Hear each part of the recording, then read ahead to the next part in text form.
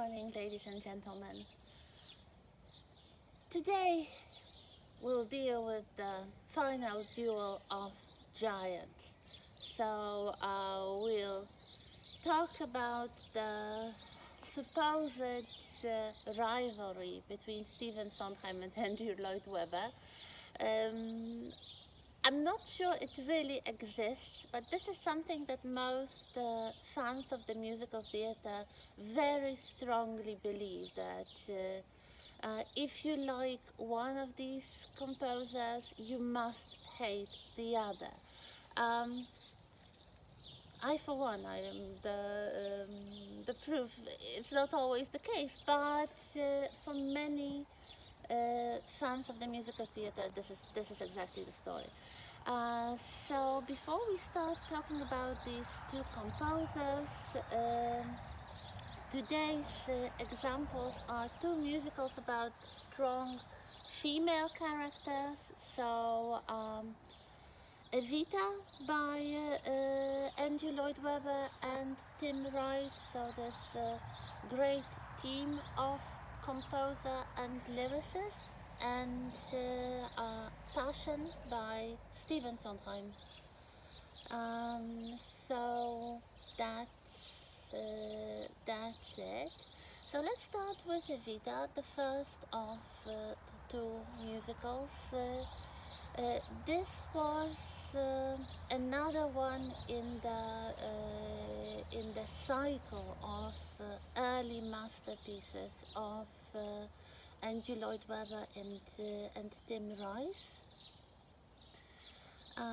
This musical started its existence in a similar way as Jesus Christ Superstar did, so as a concept album.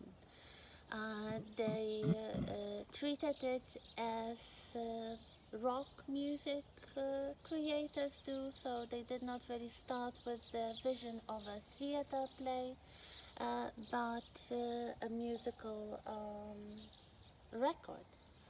So, of course, this album was so popular that they developed the whole show, the whole play, and it premiered in 1978 in London, winning awards including Laurence Olivier Award for Best Musical.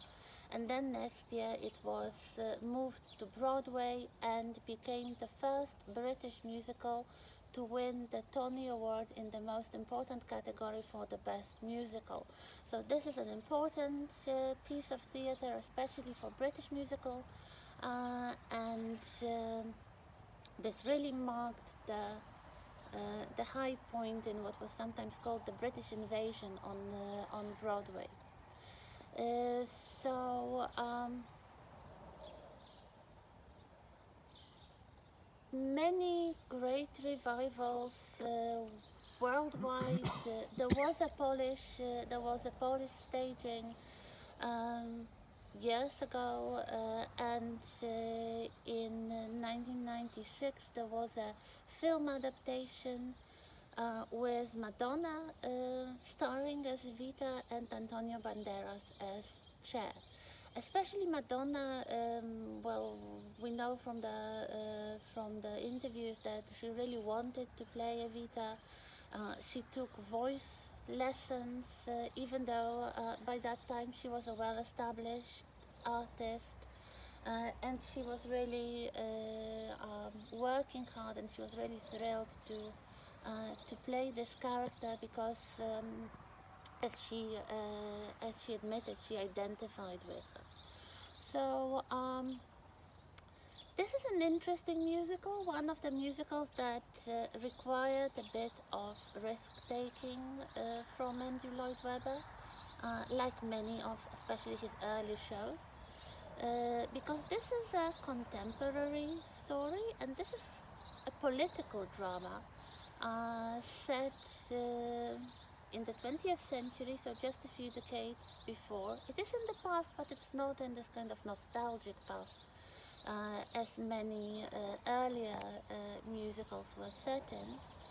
So what we have is the life and career and eventual death of Eva Peron, called Evita, the wife of President of Argentine, Juan Peron. Um, a dictator, you might say, right-wing, authoritarian leader. So not a very nice character, you might say, and Evita herself was quite a controversial character in history. Some idolized her, especially the people in Argentina idolized her. They saw her as Lloyd Webber presents her very well, as a kind of Madonna, as a kind of saint figure, the mother of the country, the great benefactress of the poor, and someone who was the power behind the throne of Juan Perón. But for the majority of the world outside Argentina, she was a scheming woman of dubious morals, especially at the beginning of her career, and then someone who abused the power for personal gain, for personal luxury, and did not do much for the people. This is why the musical, when it finally premiered, was banned in Argentina. It was played all over the world, but I guess Argentina was the last place to play it because it was believed to be so controversial. So what we have is a framed story. So we have a prologue once again, and we know from the prologue that Evita is dead, that she died, and now the nation mourns her. Everyone is preparing for a very sumptuous state funeral, and we have one detractor, one person who is not following the mourning of the crowd, and this character is called Che.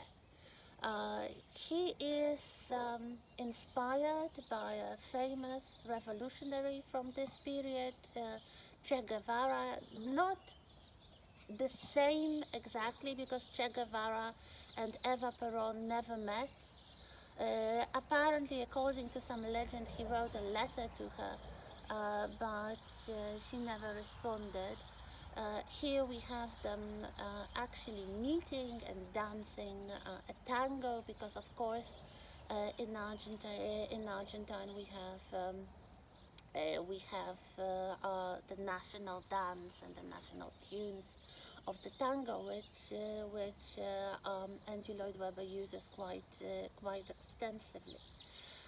So this is a similar story, a similar formula we had in Jesus Christ Superstar. So at first we are presented with the point of view of a detractor, of somebody who does not buy into the greatness of the central character. So Jesus, the Son of God, or Eva Peron, the political saint, the first lady, and the mother of the nation. He calls it a circus. He calls it a shallow spectacle that marks the vacuity of the people. So he believes she did nothing. This is what he says in this first song. And then we move back to the beginning of Eva's career.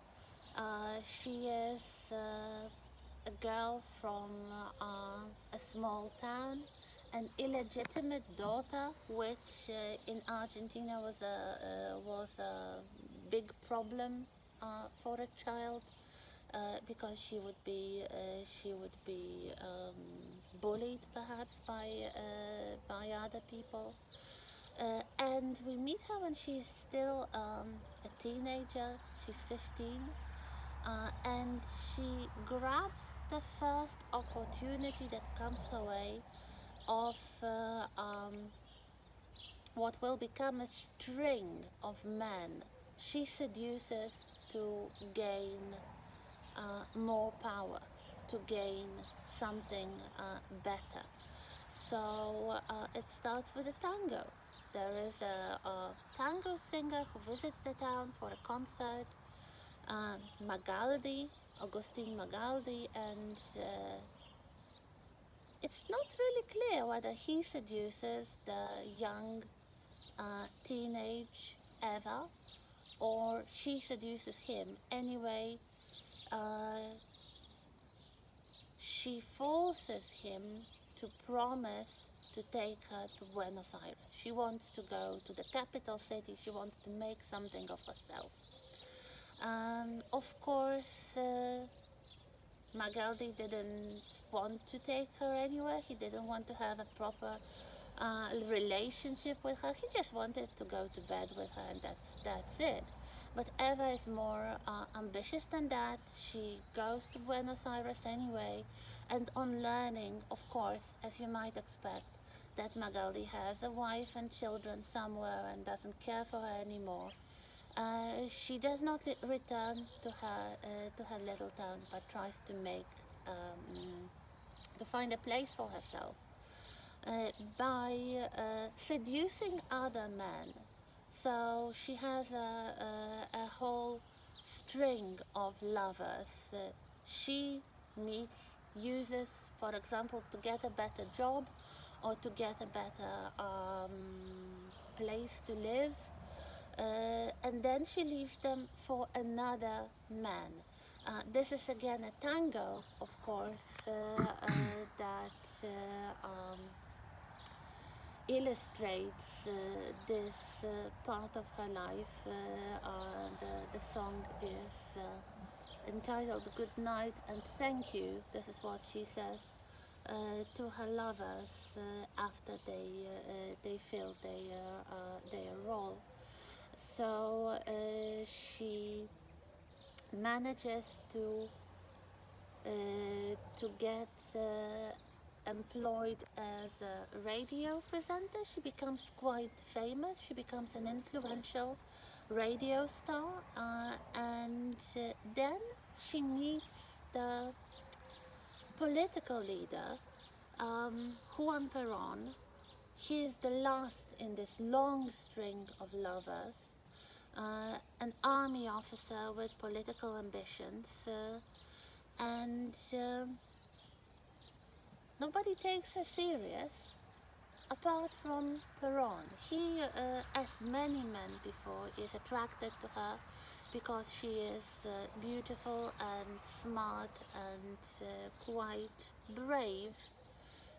She chats him up at a party and she just declares, I would be good for you, which means not necessarily that she would be a good partner, but also a political ally.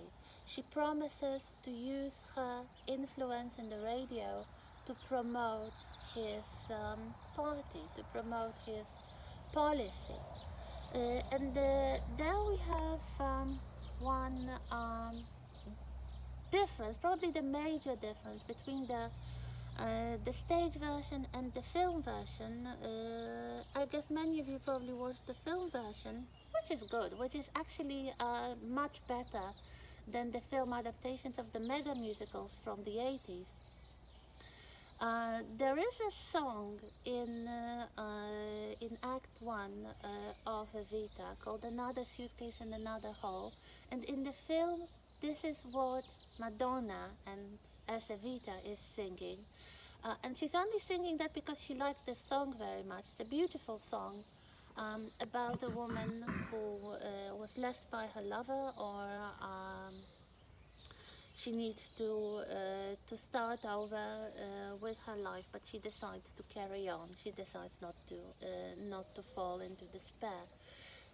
In the stage version, if you ever watch a stage version, this song is sung by another character. The character who just appears for a moment, sings this particular song, and disappears again.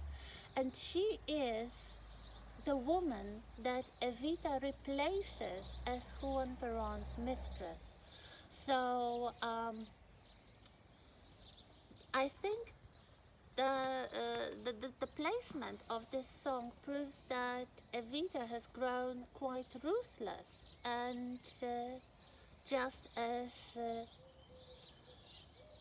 she was left by men, especially by Magaldi. She learns the game, and she now learns to replace other women for the affections of the men she chooses. So here we have the discarded mistress of Juan Perón, who has to leave his flat because Evita is moving in. So I guess Madonna wanted to present Evita in a more positive light, and this is why she decided to take over the song, of course, with the permission of the creator. But in the stage version, in the original version, this was quite the opposite. It was the proof that Evita was actually more ruthless than she believed. What follows then is actually she delivers on her promise. She leads the people of Argentina to support Perón and his party in the elections. And even though nobody believes in her except Perón, so the middle class, the rich people of the country believe she's just a mistress. She's just a woman who will be discarded soon. And the army officers, the collaborators of Perón, also think that she's unimportant. She's just a lover. She will be discarded soon enough.